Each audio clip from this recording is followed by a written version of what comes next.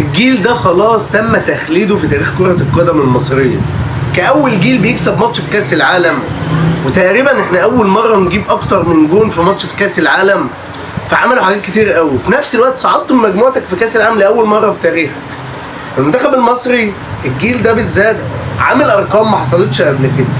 زهقنا خلاص من كلمة عبد الرحمن فوزي اللي جايب جونين دي في 34 وفضلنا نسمعها كتير. كابتن مجدي عبد الغني فضل مكفرنا طول حياتنا بان هو جاب لنا جون في كاس العالم وكان من ضربة جزاء. فضلنا نسمع الكلام ده وزهقانين، حتى بعد ما صلاح جاب جونين قال لك على الاقل الجون اللي انا جبته كان في ماتش تعادل وصلاح جايب في ماتش خسارة.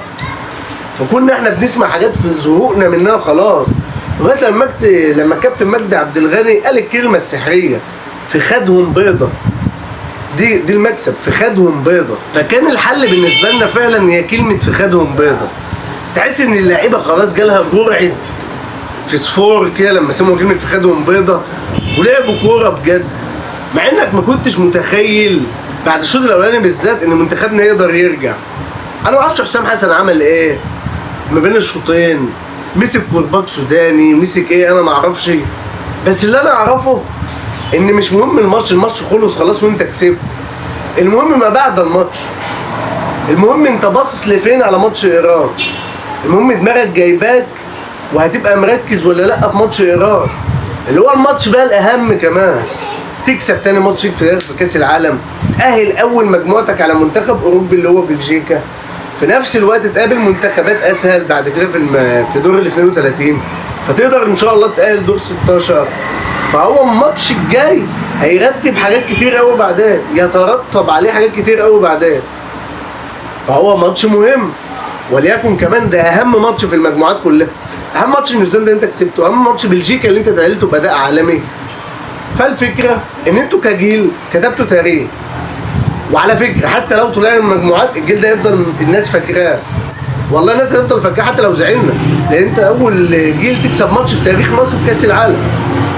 تخيل بقى اللي انت كجيل بدل لما الناس تفتكرك بمكسب ماتش واحد وطلعت من المجموعات، لا ده انت تكسب وتتأهل لدور 32 كمتصدر مجموعتك لو كسبت ايران. تخيل كمية الفرحة وتخيل كمية السعادة وتخيل كمية الفخر اللي هتبقى فيكم. تخيل وانت ماشي هنا في مصر لما تهتز الكورة وتطلع على القنوات يقولوا نجم منتخب مصر في كاس عام 2026 وصل مع المنتخب لدور ال 16 او ربع النهائي. تريزيجيه يطلع على التلفزيون نجم منتخب مصر اللي سجل جون في كاس العالم، جون مكسب على ماتش نيوزيلندا. زيكو اللي ربنا كرمه من الوسع، زيكو اللي ما كانش حد يعرفه في الكوره، زيكو اللي كان غلبان فشخ، زيكو اللي كان بعيد خالص مالوش دعوه باي حاجه في الكوره. سبحان الله ربك كافئه، لعب كاس عالم، لعب ماتشين وديين، جاب في البرازيل واسبانيا جوان، بعدين ربك كرمه في ماتش نيوزيلندا يجيب جون بدماغه. هو كرم ربنا، والنعم اللي بيديها لك ربنا انت ما انتش عارف. يعني كل حاجه بيديها لك ربنا من كرمه عليك انت ما انتش متوقع الكرم ده عامل ازاي. لعيبه كلها رجاله، لعيبه عظيمه. مصطفى شوبير اللي ما شاء الله عليه، ما شاء الله بجد، ما شاء الله. مصطفى شوبير ده كل شويه بيثبت ان هو جون عالمي، ما ينفعش يقعد في افريقيا. مصطفى واحد من احسن جون في افريقيا دلوقتي. في نفس الوقت مصطفى واحد يلعب في انديه في اوروبا مستريح سهل قوي. مصطفى جون زي ما الكتاب قال، تحركاته في المنطقه، طلعه في العرضيات، الريفليكس بتاعه، الصدات. يعني في كوره اللي هي بالدماغ دي انا ما اعرفش صدها ازاي. هو خد خطوه لقدام لقى نفسه مش هياخد الكوره، قام رجع خطوتين لورا وقام مرمي، قام حايشها لبره. فهو جون عظيم، جون عظيم بمعنى الكلمه والله. الواد ده مش هينفع يرجع مصر، واعتقد مش هيرجع مصر. الواد ده هتجيله عروض كتير قوي، ممكن من انديه تقيله كمان. محمد هاني ده فعلا تستنى تتفرج عليه لو هيمسك لعيب تقيل قوي. دوكو مثلا هيمسكه مش هيخليه يعدي في واحد، انما لعيب عادي لا هيفسحه. احمد فتوح باك شمال زي ما الكتاب بيقول والله. بس احمد فتوح مشكلتي معاه الازليه ان هو ما بيديش كل الماتشات، او ما بيديش المعدل الطبيعي لاي لاعب حلو بيدي ماتشات. لا ده هو بيدي ماتش ويغيب 10. او مع المنتخب واخد جرعه الحماس، واخد جرعه الرجوله، واخد جرعه ان معاه منتخب ومدرب مدينين له قوه وحماس وشخصيه غير طبيعيه، مخليه غصب عنه يأدي في الملعب وعايز يعمل كل اللي عليه في الكوره. كل اللاعيبه قلوب الدفاع، نص الملعب، وعندنا 20 لعيب كبير قوي. مروان عطيه الحمد لله بطل شغل الدليفري وقاعد بيلعب كوره طويله، قاعد بيلعب كوره ما بين الخطوط، باصات حلوه، ما عادش بيرجع لورا. بس بدأنا يا جماعه والله اللعيبه دي بدأ يكون لها شخصيه قويه. اللعيبه دي ممكن تروح لابعد من دور ال 16 والله لو فضلوا بالشخصيه والروح والحماس ده اهو. اللعيبه دي ممكن تبعد في كاس العالم ده وتعمل انجاز غير مسبوق قبل كده. الهجوم مرموش اللي الكل بينتقده وانا بنتقده، بس مرموش لا غنى عنه واحنا عارفين امكانياته. واكاد اجزم ان مرموش اللي موقع مستواه ده اهو ان هو بيلعب قلب هجوم مش بيلعب هاف، لان هو مركزه الاساسي هاف. فانا ظالمه في حته قلب الهجوم وهو تلاقيه مش مرتاح فيها، مش عارف يأدي فيها. لما لعب هاف شويه عملنا فرص، مصطفى زيكو المفروض هو اللي يخش القلب للمنطقه. انا مش عارف كان مصطفى بيلعب على اليمين ليه الشوط الاولاني. مصطفى زيكو ده في المنطقه وعرض له، العب له. اول لما دخل المنطقه في اول 10 دقائق في الشوط الثاني حط كرة بشمال، المدافع صدها، الكرة الثانيه جول. مصطفى زيكو لعيب حلو في المنطقه، خليه في المنطقه ما تطلعوش براها. مرموش على الشمال، صلاح بقى صح على اليمين، ده سيد الناس، ده يعمل التشكيله ويلعب براحته. يا جماعه صلاح ده في حته ثانيه. يا جماعه في ناس كانت بتتكلم عليه تقول لك ما ينفعش يروح المنتخب، انا ما اعرفش ازاي، ما اعرفش انت جالك جرأة تقولها ازاي. خيالك يعني مش فاهم اللي قال لك صلاح ما يروحش المنتخب او ما يلعبش اساسي ده قالها ازاي. جت في مخيلته وفي عقله يفكر يقولها ازاي كده عادي. يعني انا الراجل ده لاعب 4 ماتشات في كاس عالم مع منتخب مصر، جايب 3 جوان وصنع 2، يساهم ب5 جوان في 4 ماتشات في كاس عالم وناس بتنتقده. الراجل ده الهداف التاريخي لمنتخب مصر وناس بتنتقده. الراجل ده الهداف التاريخي للعرب في كاس العالم وناس بتنتقده. ما تفهمش ازاي. جايب جون عالمي امبارح، صنع جون لتريزيجيه، صنع جون لامام عاشور في الماتش بتاع بلجيكا، في روسيا جايب جون ضربه جزاء، في السعوديه جايب جون لب عالمي. يا جماعه الراجل ده في حته وباقي اللعيبه في حته ثانيه.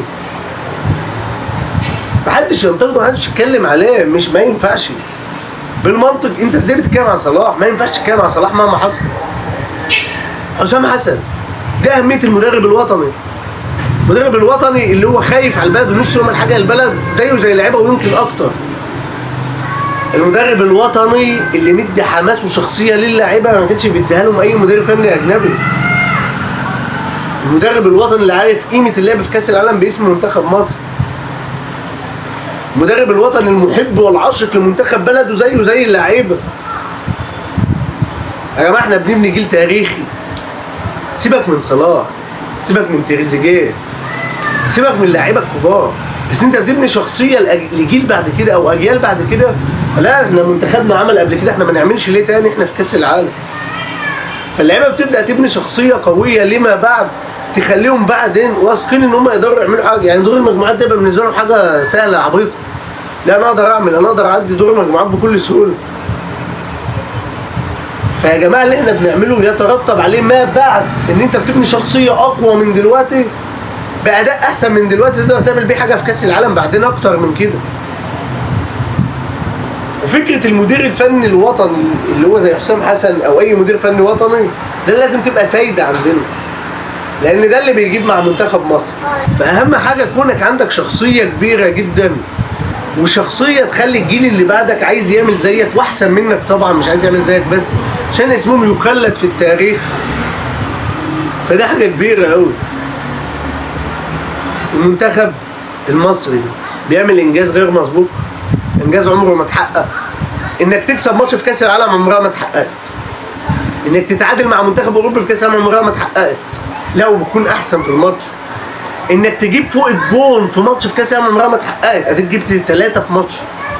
انك تتصدر مجموعتك ولو مؤقتا لغايه الجوله الاخيره اللي ان شاء الله نكسب فيها ونفضل متصدرين، ده عمره ما حصل في كاس العالم. فانت بتعمل حاجات كتير. انك تصعد المجموعات، انك تصعد من مجموعتك، ده عمره ما حصل في كاس العالم. فالحمد لله بجد والله القرعه خدمتنا، والقرعه كانت حلوه معانا عن منتخبات كتير زي الجزائر وزي العراق. بس معلش في الاول وفي الاخر يعني منتخب مصر عمل كل اللي عليه في الكوره. منتخب مصر في 2018 اتحط في مجموعه سهله، روسيا والسعوديه والاوروجواي اسهل من دي، وما صعدش، خسر كل الثلاث ماتشات. فاهم؟ يعني انت عملت حاجه جديده عليك بجد بعيد عن المنتخب. والله ايران منتخب حلو، نيوزيلندا على فكره حلو، بيستخدموا اللي عندهم، اللي تكسبوا العقب وبيلعبوا على الاطوال يا باشا والعرضيات والكور الطويله، وكريس وود محطه زي ما الكتاب قلبي كل كوره هيوزعها يمين وشمال وبيلعبوا. بلجيكا هتقول لي النسخه ضعيفه من بلجيكا، اقول لك بتفضل بلجيكا من احسن 10 منتخبات في العالم في التصنيف الدولي بتاع الفيفا. انت حركتهم مسكتهم دعكتهم كور، اللي هو الحظ كان ضدك، كنت كسبت الماتش ده بسهوله. الماتش الجاي لمنتخب مصر اهم ماتش، الماتش الجاي لمنتخب مصر هيتحدى عليه حاجات كتير. الماتش الجاي لمنتخب مصر صعود كاول او كثالث او كثاني، انت بتحدد لنفسك اللي انت عايزه. الماتش الجاي لمنتخب مصر تصعد اول تلعب منتخب اسهل واسهل، تصعد اول تبقى عندك امل كبير ان شاء الله انت توصل دور 16، وساعتها بقى نبقى نشوف هنلاعب مين، وبالزق وبالوساخه وبقله الادب وبكل حاجه نلعب يا عم اللي نلعبه ونتقال دور 8. ليه لا؟ منتخبك مديك ايحاء وبيعشمك انت تتقال دور 8 اقل فيه. فان شاء الله نعمل حاجه، ان شاء الله ماتش ايران ده هنكسبه، لان اللعيبه دي هي عشمتنا بس انا شايف اللعيبه دي متعشمه اكتر من اللعيبه دي، عندها حماس وروح اكتر من الشعب. اللعيبه دي عايزه تعمل حاجه. يعني الواحد صحى الصبح او فضل صاحي يعني لغايه الصبح بيبص على المناظر بتاعت الناس في الشارع بتحتفل، جنون يا جدع. الشعب ده مجنون كوره. بالك بقى لو كسبنا حتى الماتش الجاي الساعه 6، شفت اللي ناموا في ماتش نيوزيلندا ده مع انهم اقل بكتير من اللي اتفرجوا، اقسم بالله مش هيناموا تاني، هيتفرجوا على الماتش الجاي بتاع ايران الساعه 6 الصبح، وان شاء الله هنكسبه وهنعمل كل حاجه في الكوره، هنكسبه بعون الله. والله احنا قدها وقدود، احنا ما يتخافش علينا، احنا يتخاف مننا.